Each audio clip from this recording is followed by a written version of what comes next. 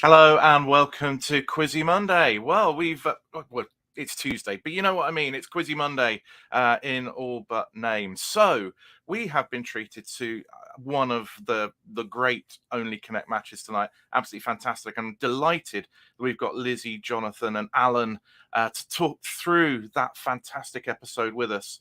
We saw Mastermind, which was fairly low scoring affair, and after last week's, perhaps an argument for bringing the repechage back. Let us know in the comments what you think about that. And University Challenge, well, just a very, very strong performance there from Jesus. Now, we have had a couple of new members join the All Things Quiz Patreon. So just want to say very much thanks to Dave Matthews and Frankie Fanco for joining. We really appreciate them coming along, and to all our Patreons. And we had a Patreon quiz on Sunday, which was won by Nick Paul from Northampton and Yi Huang from the People's Republic of China. Probably never had a China-Northampton contribution or combination before, so that was great. Now, on tonight's show, we are going to touch on Mastermind, but we're mainly going to focus on Only Connect, and we'll touch on University Challenge. We will, of course, have the nominations for Quizzer and Team of the Week, and we will have wrap up the evening with the champagne moment of the week. You can, of course, put comments and questions in the chat, and I can see we've got a few coming in already. Catherine saying evening, Gerard saying evening to you too. So chatting amongst themselves, which is nice. But let us get on with the show and bring on the fantastic Lizzie Biscuits and Alan Peters from the Peacocks and Jonathan from the Strigiformes. Welcome, everybody. Hello. Hi, Gareth. Hi, everyone. Well, that was one hell of a match. It's hard to kind of put it into words. At one point, it's like, why is Victoria doing all of that fill-in with anecdotes? And then it becomes clear that the anecdotes are because you guys were just answering the questions so quickly that they had to fill the time with something. Absolutely brilliant. Lizzie and Alan obviously coming out the losing side of that. You know, watching it back though, you must. I know. Watching it back there must be some huge pride in it though. I didn't watch it because I can't think of anything. I have to apologise. My laptop, the camera is in the keyboard, which is a really strange design feature, designed to perfectly highlight the double chin. And then my hands are really big if I move them close to the screen. So apologies if it looks like I'm looking up into the sky and showing everybody my middle-aged chin whiskers. I didn't actually watch it because I can't think of anything more awkward. So that was one of the reasons I didn't want to come on the first quiz as well, apart from the fact that we'd been traveling all day, was honestly couldn't remember what questions were in what episode. The whole thing is just like one kind of blur. But I do remember that we were very pleased with that second game, especially after the first wall of death. We had a bit of a redemption in this one, and the questions it felt like a really good match, and the kind of rapport we had with the Strigiformes was fun, and I think it was all around it was pretty memorable thing. Yeah, it was good. Was that the question? Sorry. That'll do, Lizzie. That'll do. Alan, how about you watching it back? The question seemed quite easy, but then that's probably because I've seen them before. They did seem a lot easier. And I just remember thinking at the time, some of those were like really easy, but then came that Mario question, which I really should have known. I used to work at the National Video Game Museum after all, didn't I? You know, Yeah, I mean, and Paul clearly knew his stuff on that after the fact, but it was quite a tricky one with the first clue. I mean, I was looking at that thinking that was an R. If they'd started it with an M, then I might have got it because it would have been Mario, Luigi, and then but the R kind of threw me on it. Yeah. I don't even remember that question, except that we didn't get it. Yeah, Jonathan, obviously watching it back, having won. This was a topsy-turvy game. Yeah. A topsy-turvy and- game. You know, Peacocks doing brilliantly first round, then you, then. Well, that's exactly it. I mean, I'd forgotten that aspect of it, to be honest, until I saw it on the sort of playback this evening, and it was, yeah. I mean, basically, sort of they won the first round very clearly, and then I suppose we won. Yeah, they got many more points than we did on the first round, and then we got many more points on the second round, and then they did much better on the wall than we did, and so it was very swingy about it. And I hadn't sort of remembered it that way, but that's partly because, well, as everybody knows, it was all filmed so long ago that, I mean, barely remember And then it you at all. flattened us in the vowels round. Absolute carnage. Yeah. They That were was fast, so good honestly. at the vowels. We were hitting the buzzers like, yeah, but no matter how fast we were doing I know, it, it's maddening. Yeah. Yeah, I mean, it looked one-sided, but of course, you know, the other giveaway was that in that missing vowels round, multiple members of the Strigiformes, particularly, were answering. You know, the buzzer went, and both people were going. It was, you know, that's the sort of thing that happens when everybody goes for the buzzer at once, and you're not quite sure who's pressed it. So that was a giveaway. I have to say, Lizzie, Alan, and team, sartorially, the red theme was fantastic. Well, we could have been better, but we were. So I'll tell you a little bit about the costume choices. So obviously, A, I'm a costume designer and maker, and B, also I'm a bit of a fashion plate as well. I've always been interested in fashion and stuff. So it was actually Paul's idea for us to be the peacocks, because we wanted to be fashionably rate. I think you had that story in the last one. So obviously what we were going to wear was we spent ages talking about it, and we made plans and everything. And then I'm sure some other people have mentioned there's quite a lot of rules about what you can and can't wear on Only Connect. So you can't wear all black, you can't wear all white, you can't wear a solid color, you can't wear a big pattern, you can't wear a small pattern, you can't wear a stripe, you can't wear anything with pictures on it or words on it, or, you know, it keeps going. So it was kind of like, okay, right, what can we do? We'll all wear the same color then. So that's what we decided. And I basically said to the boys, I was like, you two find a color that you can both wear, because I'll be able to, you know, you can imagine I have a very large wardrobe. I mean, me and Alan both have a really large wardrobe, but I think mine's bigger. And then, so they said, well, we'll do blue and we'll do red. Okay, easy. And then Paul goes, what does it matter what kind of blue?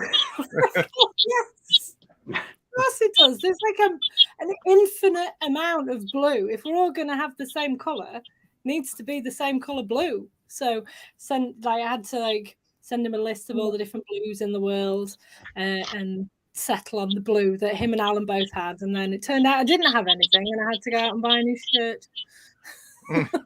And what would the color have been if you'd got to the next round? Well, I think if we'd have got to the next round, we would have then taken it up and done something a little bit more, because we wanted to all kind of be matchy for the first one, and then Paul wasn't allowed to wear his red outfit that he brought because it had a face on it or something, I don't know. But we would have done something. I think we were going to do like not matchy colours, but like evening wear or something like that. So who knows? Hopefully, they'll bring us back for a special, and we can wear something special. Yeah, well, I wouldn't bet against it, I have to say. Although, you know, having had a bird-themed round tonight, you know, it's kind of already got rid of that one. Yeah, if we'd known, we could have put like feathers on or something. But you don't know, do you? Because it depends. We could have played somebody else. Jonathan, did you put as much thought into your wardrobe? I think some of us bought some nice new shirts, but that was it really. Apart from that, we didn't really put any thought in it. And of course, the other thing which we didn't really put any thought in, because we all compared notes on this afterwards, was we'd forgotten that for the wall you're actually standing up like that, you know. So we just basically, it's all right. You just need a shirt. Doesn't really matter what your trousers are like or anything like that. Of course, it does a bit, but I think ours were just fairly nondescript. but we certainly didn't put anything like as much thought into it, and we were not in the slightest bit anywhere near as splendid as the Peacocks. But you still won. Yeah. Yeah, there was an issue, wasn't there, with Paul's? I remember now. There was an issue before we went on. Paul had to change his. He had a very stylish T-shirt with a face of, I think, a Bollywood star on it or something like that. And they were going, I think oh, I because of don't know who that is. image rights and things, they get sort of dumpy about stuff like that. They stopped me from wearing a Star Trek badge for that very reason. Yeah. So I wore a Fellowship of the Rings badge, which now is all over Twitter. People going, "Is that a Willy on his jacket?" And you're claiming it was a Fellowship of the Rings badge, and that's fine, Alan. Right. Well, before we get into the questions a bit more depth, let me just play a couple of quick updates. Congratulations to Danny Lardner, who was voted Quizzer of the Week for his OQL Full House, hot on the heels of a great UC performance. Second was Pat Gibson, who won Bundesliga and got a full house in the same week. And third was Isabel Heward for her semi-final victory in Brainerd, Britain. Team of the Week was won by Team Cutthroat of OQL USA. Second was Christ College Cambridge for their University Challenge win. And third was Gordon McGregor, David Morgan and Aaron Mohan for winning the Australian team competition. You can send in nominations for Quiz or Team of the Week to tinyurl.com/ATQ nominations. Nominations close at 5 p.m. each Monday UK time. You can nominate any quizzer for any event or any team for any quiz. Oh. Keith Andrew won last week's What is a Question competition. The answer was Colt, and his question was, what word can follow cargo to give a term that refers to indigenous spiritual practices integrated with Western economy and trade goods? The Prince Philip movement in Vanuatu, who believe in the divinity of the Duke of Edinburgh, is an example. This week's answer in need of a question is green, and you can now vote for the long list at tinyurl.com/WITQgreen. Make sure you're following us on Facebook and Twitter so that you can see the word that gets released on Sunday and take part. Okay, and we're back. Alan, we're getting a bit of feedback from you, so I think I'm going to try muting you until you need to speak, if that's all right. Okay. I think that, yes, I think we have peace. But if you do want to speak, just kind of wave, or you might even be able to unmute yourself. So, yes, first round, you were all flying. I don't think any question until the last one went, which was the Nintendo one, went beyond clue 3. During the game, did it just feel like you were on fire, or did you feel that the questions were just falling your way, Jonathan? Well, I mean, I think we were. They were more on fire than we were on the first round. So I think they got nearly all of them on the second one, whereas I think on some of them we only got them on the third. And as you say, in the last one we didn't get it at all. So, but they just seem to be going a bit better. I mean, I think, to be honest, I think getting back to the filming schedule thing, this is the second game, and it's filmed, I think, a day after the first one. I can't remember, or maybe it was even the afternoon. I can't remember. But anyway, the point is, we were sort of, we were in the frame a bit more than we would have been for all of us. I think for the previous game. So I think that probably helped. Yeah. Alan, I'll come to you and unmute you. How was it, being on your side, feeling that you're kind of, rocking this? You won the round 7-4, but you're feeling, answering pretty much everything nice and early. It was like we were kind of like sitting there, kind of like, oh, we've got this. It's fine. It's not a problem. We were sort of doing well, especially when we got the wall, and we kind of like just knocked that all out straight away. Mm-hmm. We were sort of thinking, oh yeah, we can walk this. No, but then, well, I was thinking we're doing really well. Yay! We did do really well, but yeah. The one thing that I loved was the cards in the classic Milky Way advert. I have not thought of that advert for decades, and yet as soon as that answer was or that clue came up, it was like, oh my God, the red car and the blue car had a race. All I must do is stuff his face. Oh dear. Gerard is saying a lot of clues went obscure clue 1, a hint of the answer clue 2, confirm the answer clue 3. I guess, they have to be a little bit pyramidal like that. But yeah, so I think that was possibly my favourite one. Funnily enough, out of that, those four, red and blue, the Milky Bar one was the easiest one for me. Like if I didn't like, I've never seen Deal or No Deal. I can't even remember what Clue 3 was. And the fourth one was the Boxer's Corners, wasn't it? But there's something about that's been an earworm of mine since I was about 4 years old, or however long it was on the TV. So the minute it came up, I was red and blue. Yeah, I mean, I thought red and blue when I saw Deal or No Deal, but equally it could be any number of things. The Milky Way cars that sealed it. Who was it that came up with that one? I think we did it simultaneously. Yeah, we all kind of just went red and blue. Because Paul knew the Deal or No Deal, and he said, "Oh, they're red and blue," and we're like, "Oh, if you say so." And then the Milky Bar, we keep saying Milky Bar, don't we? Milky Way one Milky Way. came up, and Alan has this thing for 80s TV adverts anyway, so like he's always singing them. You name a product, he will know the jingle from the 1980s advert thing. So I think we both didn't even have to say anything, did we? We both psychically knew what it was, and I just pressed the buzzer. I don't think we even conferred. Yeah, Milky Way one. I have to say, I would quite enjoy taking Alan on in a 1980s adverts jingle quiz. I think we have to set that up. That would be wonderful. Jonathan, from the questions that fell your way, were there any in that first round that particularly stood out to you? You got the Wales one, and that was a cracker. Yeah, I mean, we sort of all got it at the same time. I think really it was one of those, ones that we sort of worked it out sort of collectively, and I think it just sort of popped into our head at the same time. I have a distinct recollection that when Victoria mentioned the fourth one, which of course we didn't need, of the whale, and showed us that picture, I have a sort of recollection of that lasting quite a lot longer, actually, and I think we sort of laughed a bit. So I think they may have edited out a little bit of guffawing at that point. But yeah. One of the things they didn't edit out was the anecdotage, and I put in Twitter that we had the long Aaron Bell anecdote, which was nice, and the Anthony Costa one, and it's like, blimey, these people are going to carry on answering everything really quickly, aren't they? Because they're having to fill or pad. Did they mention anything to you at time in studio? No. But I mean, it's a really good spot though of yours, because I mean that must be why they didn't say anything about timing. No, not to us anyway. I don't think they were probably they were probably on top of it, and that's why they probably kept speaking into her earpiece and saying, pad it out a little bit. Yeah.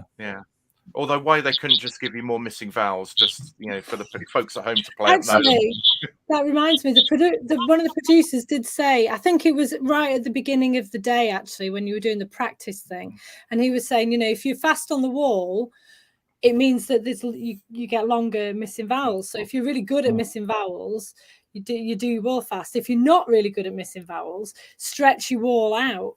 And with hindsight, it was like, oh well, maybe we shouldn't have done the wall that fast. But honestly, after the other one, it was kind of like, oh, we've done this. Tactical error, you did so well on that wall. I mean, it was superb. Round two, before we get onto the walls. Sorry. There were some nice ones in there.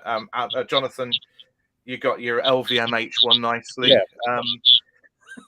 It was, obviously spotting that sequence is one thing, but, Louis Vuitton, Moet Hennessy, that's good though. I mean, I wouldn't have come up with the Hennessy bit, I have to say. Yeah. That was a good fetch. Yeah, thank you. Paul leaned over to me and went, we cannot get this one wrong if it came over to us, but it didn't, thankfully. Yeah. No, sadly not. I thought you're... Lizzie, were there any that you particularly like? The knock joke, that was a nice one. Yeah. You're gonna have to remind me now. Okay. Doctor who's there? It was the reverse. It was a knock joke in reverse. Was it Alan the goer? I can't remember. It's the kind of I think I remember telling that joke in like 1976. Yeah. Reverse knock joke. Yeah. So that was a nice one. Oh no, I can remember what the fourth one. No, I don't want to talk about it. I'm still torn.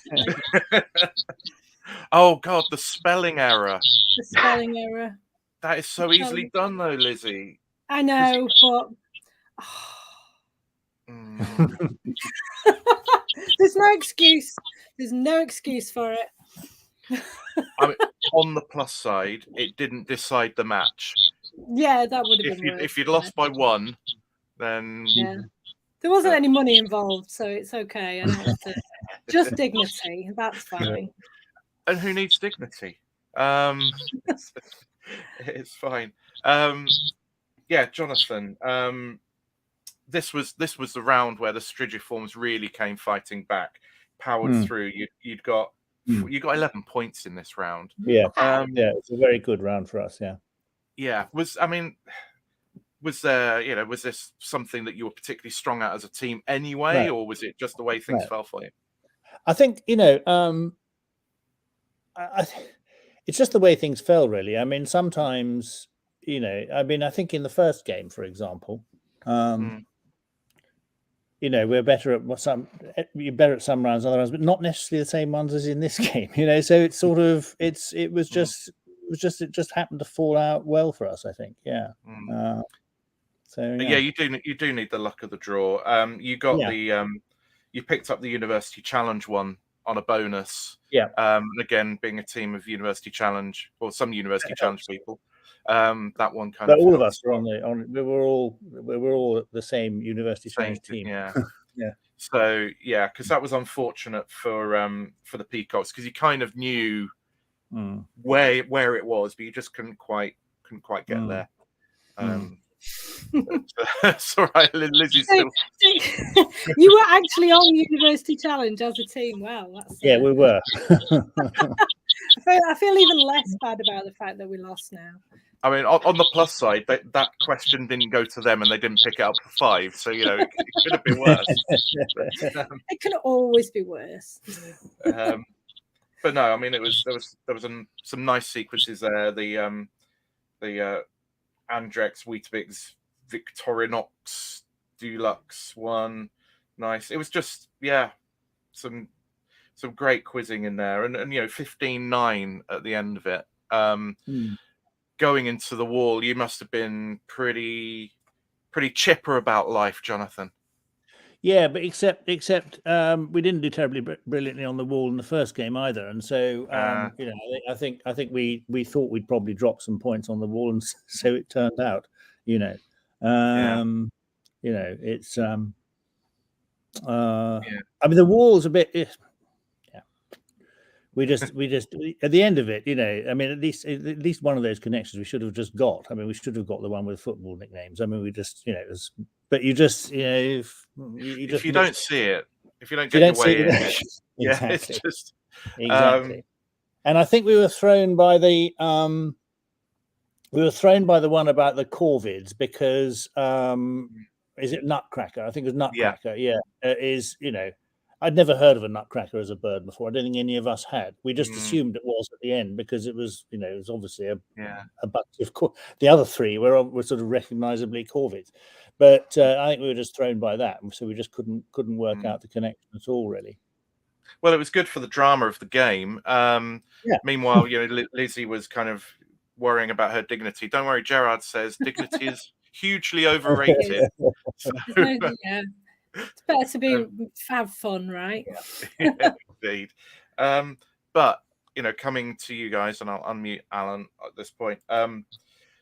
You aced that wall. I mean, that was one of the best solvings of a wall that we've seen this series. Just with Harry Potter was seen early, but also was the newspapers, the sandwich spreads. Just it's super. I got in the way. I got the sandwich spreads based on the adverts from the 80s. So are we going to sing the Vitalite song, Alan?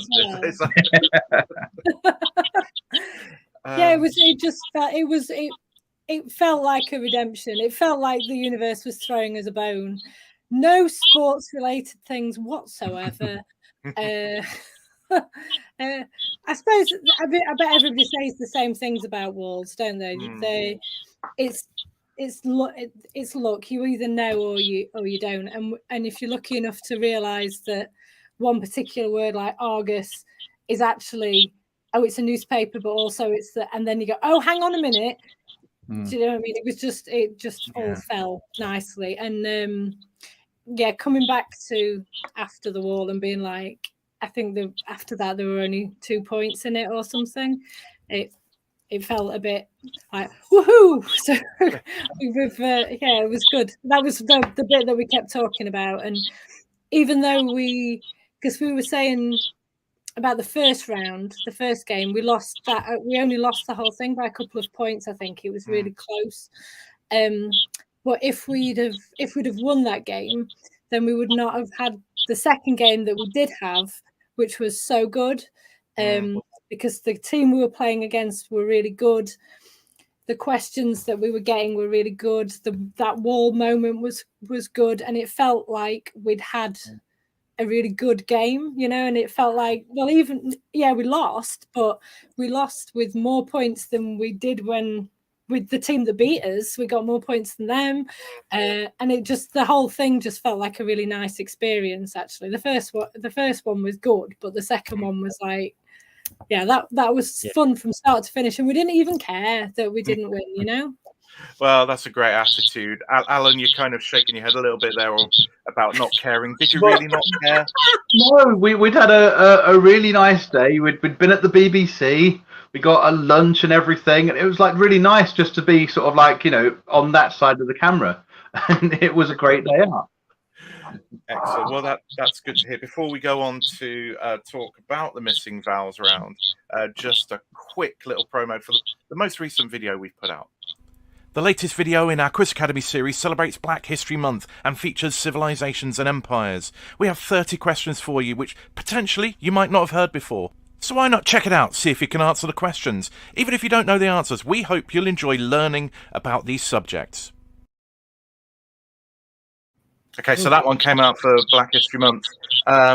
We're about to do, put that in the camera, a review of this book, The 12 Quizzes of Christmas by Frank Paul, an Only Connect alumnus. I won't spoil the review by telling you quite how brilliant a piece of work this book is, but it is really good. So look out for that video coming out later this week. So Missing Vowels, we heard earlier that you were all going for it at the same time, but Strigiformes just fractionally quicker. Steamroller. They were just so fast. I mean, Jonathan, was your university challenge kind of skills and experience, was that helpful there? Well, it probably helps a bit. I mean, we were on the University Challenge about 2 or 3 years ago, and actually,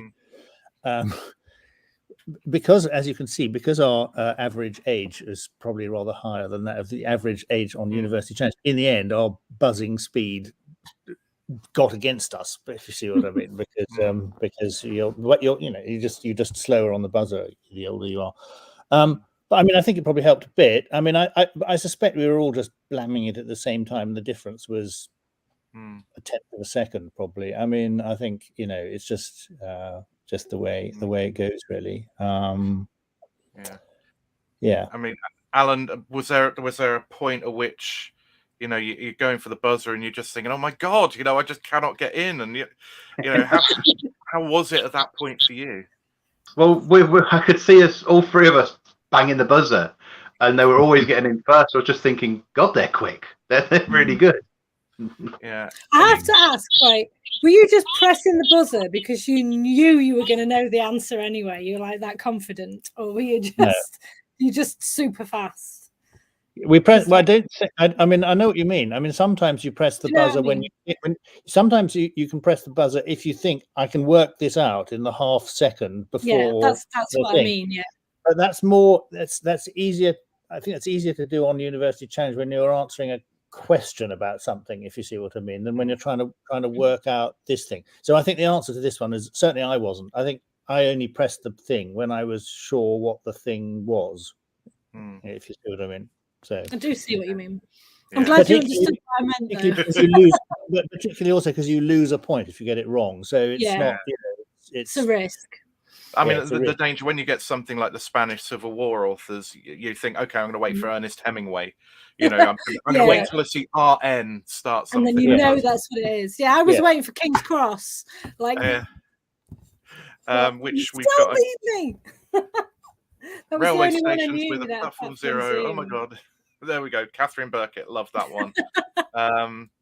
Yes. I mean, it was just a superb display by the Strigiformes.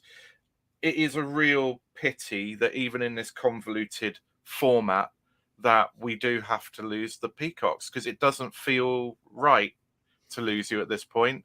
But Lizzie, Alan, you both leave them wanting more. Well, exactly. I'm sure we will see you for a special at some point in the future. I can't believe that won't happen. What are your abiding memories of your experience then, Alan? Being on TV. Yeah, it's kind of like, you know, you see people on TV all the time, and then suddenly it's you, and you're like, wow, I'm on the TV. Yay. Conversely, though, then having been the one filmed, watching yourself back, you know, is that a sort of out of body surreal experience? It really is, especially when you hear your own voice. When I was watching it earlier, I could hear Lizzie's voice. I'm like, what? No, it's on the telly. If you've got pets, it usually confuses them as well. Yeah. And Lizzie, how about you? Was this your first time on TV? Well, I want to say yeah, but I'm pretty sure I've been on TV before. I'm quite happy to do things, and then I like, because I don't like watching them back or whatever. I'm pretty sure I've been on the news before. I've been nothing serious, not Crime Watch or anything like that. I've been on the radio a bunch of times, and I like online stuff. I usually say yes to, but I've always wanted to be on a quiz show, so that was pretty cool. And I very much enjoyed the whole experience of it. I'm a big believer in, you know, you do something that you've never done before, because it's an experience that you can always remember. And the whole going there and meeting all the other people, and like there's this big huge Only Connect community of people that and fans that just love it and are obsessed by it, and that's kind of cool. I'm really into that kind of thing as well. I'm a fan of lots of different things. So like having a peek and having a little visit into that whole world is that was fun, and I enjoyed it. And it was a lot that, like, actually doing the quiz, I was worried that it would be really hard, that we'd get there and we'd just make complete clowns of ourselves, like just not be able to get, like, everything would be like that wall was in the first episode, and every round would just be, and it would go down in history and in an embarrassing way. And whenever they were doing like the roundup of the year or the funniest Only Connect moments, and it would be just us going France. So the fact that we did pretty well, I think we acquitted ourselves well. Right, I'll stop rambling now. Sorry. No, that's fine. Gerard is asking a question here. Have you been recognised out in the world through the TV appearances? Yeah, actually, yeah. I mean, people tend to remember me when they meet me, and I'm what's known as Sheffield famous, and, like, you know, people tend to know who I am because I've been around a lot and I do a lot of stuff. But I was on my way out, and two drunk women stopped me in the street. I'm like, "That's you! You were on telly last night. Can we have a picture?" Yeah. And I was just glad that I was on my way out, so I had, you know, I was on. I wasn't on, not just got out of the gym or something.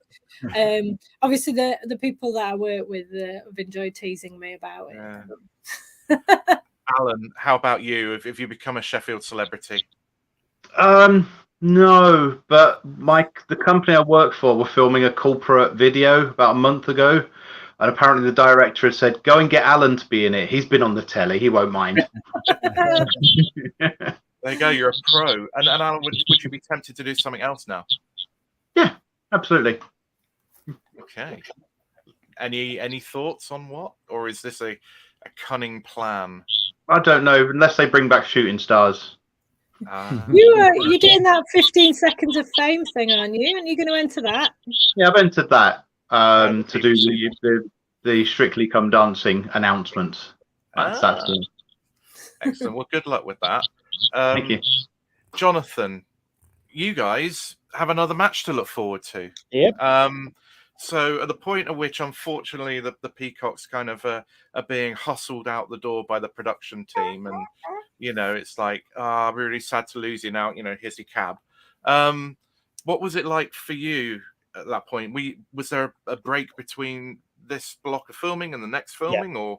Yeah, Yeah, so I think our game was the last game in that block. I think. Certainly. Yeah, we went home. By the time it finished, there weren't that many people around, were there? Yeah. I remember.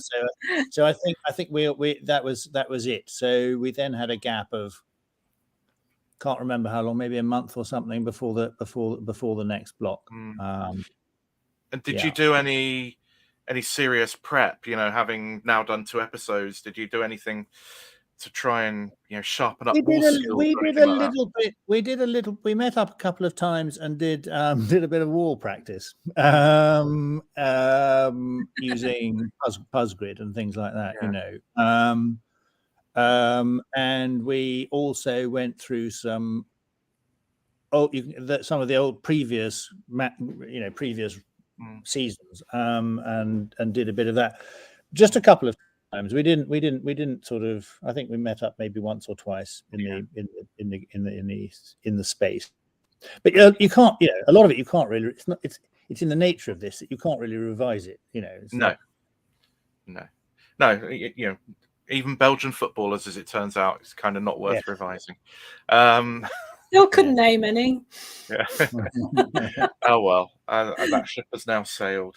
Well done, Strigiformes. Hard luck, Peacocks. We are sorry to lose you, but glad that we'll get to see the Strigiformes again. That second round performance. Second round performance or round 2 performance and Missing Vowels were just superb, and they will have laid down a marker for a lot of the other teams. So that was great. Now we also had tonight Mastermind, and I don't know if any of you caught Mastermind tonight. Sorry. Yeah. Okay, Jonathan did, so that's fine. It was last week was a really high scoring match, and we had Holly come second with 25 points. This week, low scoring match. Winner got 19, I think. It does really make the case, and University Challenge has high scoring losers, and Only Connect has the kind of lose one come back thing. Mastermind doesn't. And I really felt for Holly watching that tonight. It's not that I begrudged. Oh, Steve's got a comment in. Yeah. It's not that I begrudged, the winner winning with a low scoring score, because, obviously if it's balanced within your game, then that's all that matters. But it does feel a shame that we lost somebody really good. Maybe we'll see if somebody drops out. What did you make of the episode, Jonathan?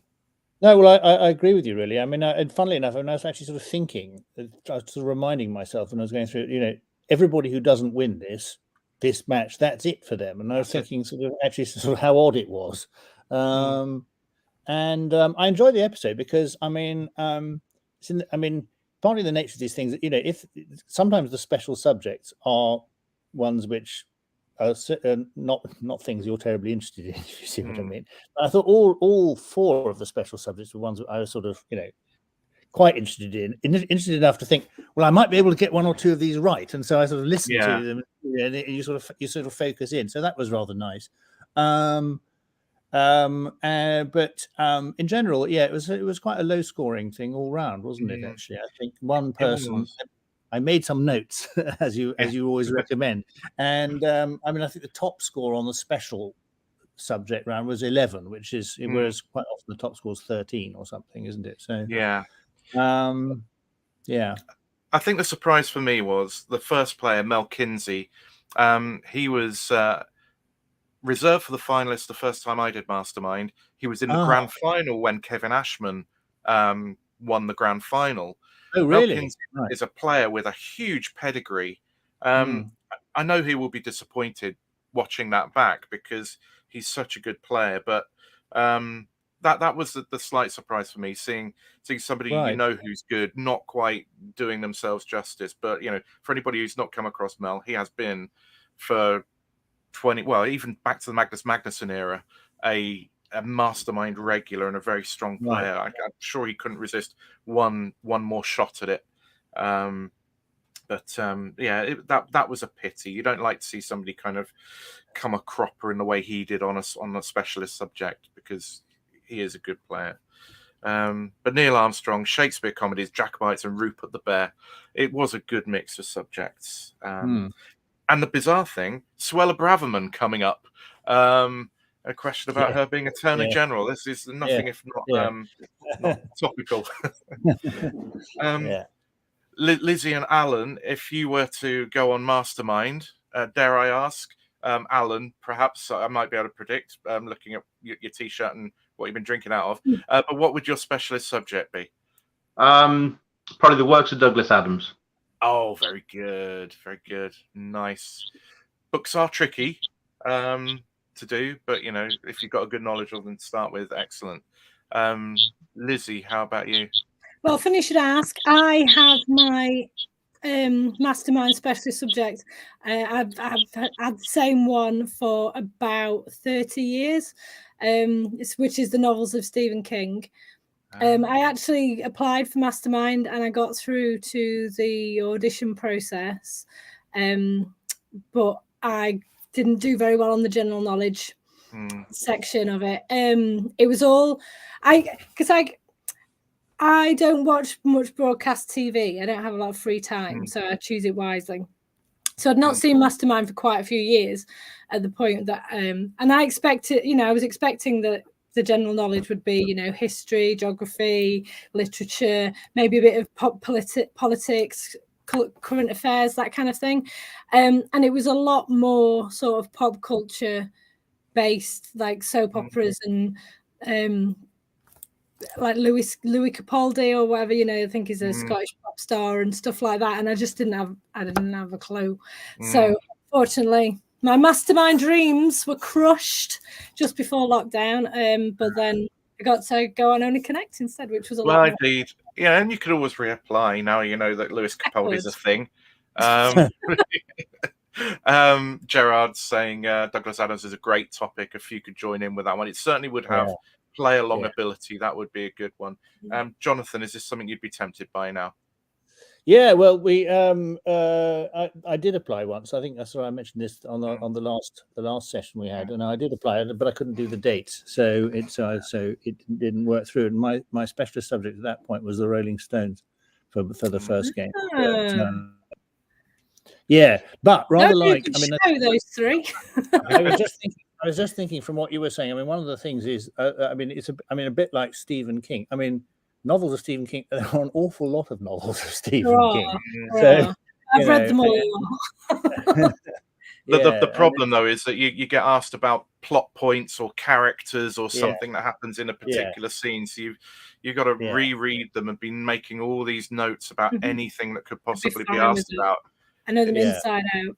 I used to have this daydream of I was going to do an encyclopedia, so people could do cross references or that character, what's he been, and basically like a big like Halliwell's film guide, but about Stephen King. And I thought that'd be a great thing for somebody to do. And then the internet got invented, and damn it. people just did it for free on the internet.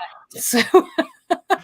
It did change a lot of things. It's probably saved 10 years of my life that would have gone on some kind of fruitless endeavor. I mean, imagine if you'd just finished that and then the internet had got big and all of that. It's like, oh, God damn you, Wikipedia. Nobody want to buy this book. It does remind me, and it looks like I'm kind of on a book trip of the What's moment. your specialist subject, Gareth? I'm sure you must have told people this before. Oh, well, the first time I was on, it was a Great Fire of London, and then Northampton Town Football Club. Second time Niche. it was Herbert Chapman, who from just across the road from me, Kiverton Park he was from, near Rotherham, I think. Been to that train station. Yeah, so Herbert Chapman, football manager, and what was it? Augustus Pugin, the architect. And then the third time I went on, I did St Paul's Cathedral and Erasmus Darwin. Never made it to doing a third subject in a series, alas. But I was just going to mention, talking of things that were big before the internet, there was one resource. I've got a couple of copies up there.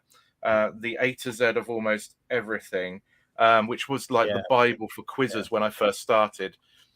There is a new edition out, which I will be reviewing. But, imagine putting your life's work into something like this, and then Wikipedia comes along. But it does happen. And, that's, I don't know, what, the ninth edition of that book. And it is for anybody who wants to kind of write questions or kind of get into a subject. It's still a pretty handy book. Right, before we get on to the champagne moment, University Challenge. Again, did Lizzie and Alan, did you get to see UC? Sorry, I've been working today. That's fine. That'll just avoid me asking you a question about what you thought about it. I'm sure it was great. I like University Challenge. Well, Jonathan, did you catch it? I did. It was. I mean, the second half was a lot better than the first half as a program to watch, because basically one team won by a lot. One team won by made a note, 225 to 105. Yeah. But the worst thing about it is that about halfway through, it was something like 150 to 30, something like that. I can't remember. It was. And so you just thought, oh, that's it, really, match over. Because whatever happens, but then actually the St Catherine's team sort of picked up and sort of got going in the second half, so it made it more fun. But it wasn't. I can't say it was very suspenseful, Yeah, it definitely wasn't. It definitely wasn't suspenseful. I thought Jesus just. They were a very strong team. Yeah, and strong all the way through. Everybody contributed. Just a very, very good team. Some nice questions in there. But as you say, just that there was kind of no will they, won't they. It was just, they will. So it was, pretty steady. But, you have to hand it to them. They were very good. So we are going to play the nominations now for Quizzer and Team of the Week. And beware, there are spoilers in there, particularly Brain of Britain spoiler. So if you don't want to know that, just turn your sound down until we come back. This week's nominations for Quizzer of the Week: Peter Curry, who was the lowest placed quizzer who got 7 out of 8 in Quiz League of London last week; David Hesp for an OQL Full House; Evan Lynch for 13 out of 15 in Mimir as well; tonight's Mastermind winner, Michael McPartland, who was the Pop Culture Challenge champion; Chris Ottolino for 13 out of 15 in Mimir as well; Matteo Roach, who got 7 out of 8 whilst playing in Division 4 Sapphire of OQL USA; Paul Sinha, who got an OQL Full House; Vincenzo Tegel for his performances in Quiz Nations Asia Pacific; Sarah Trevarthen, who won Brain of Britain's semi-final this week; and Stanley Wang, who also got 7 out of 8 playing in Division 3B of QLL. And the nominees for Team of the Week are Broken Hearts for their Quiz League of London Division 1 victory over top of the table Ceefax the Hoop; Dense and Denseability from the Quiz League of London as well for their Division 3B victory over table-topping Grinling Gibbons; Matunga Mandram, who got a high-scoring win in Asian Quiz League's semi-final; tonight's Only Connect winners: Nick Paul and Huang Yi, winner of the All Things Quiz Members Quiz in October; Pericardium, who beat the Division 1 leaders in Online Quiz League and are top of Quiz League of London; Something Wicked This Way to Kamsa, who beat Online Quiz League USA's Division 3 Rose leaders; and tonight's University Challenge winners. You can vote at tinyurl.com/QW31oct. Voting is open till Friday evening, when we will reveal the answer at around 6 o'clock. Okay, so those are the nominees. Don't forget to get your votes in. You can vote now, and you can vote for our What is the Question competition. We'll put the links to both of those in the description below after this episode. Now, let us look back at today and decide what our champagne moment of the evening was. Let's start with you, Alan. Getting that wall, because it was just so quick. Yeah, fantastic performance. Lizzie. Yeah, I mean the wall is the obvious one, but also the Milky Way cars, because that's just fun. Indeed. Jonathan. Well, I think my champagne moment is saying to Victoria that I'd prefer champagne to Milky Way. Who doesn't? But no, I think the second for us, it was the second round that was, the best for me. Yeah, for me, I don't know, the Milky Way. Sorry, why do we keep doing that? Why do we keep saying Milky Bar? Is it because it rhymes with car? Possibly. Milky Way cars. Milky Way car advert, just because that brought back my childhood.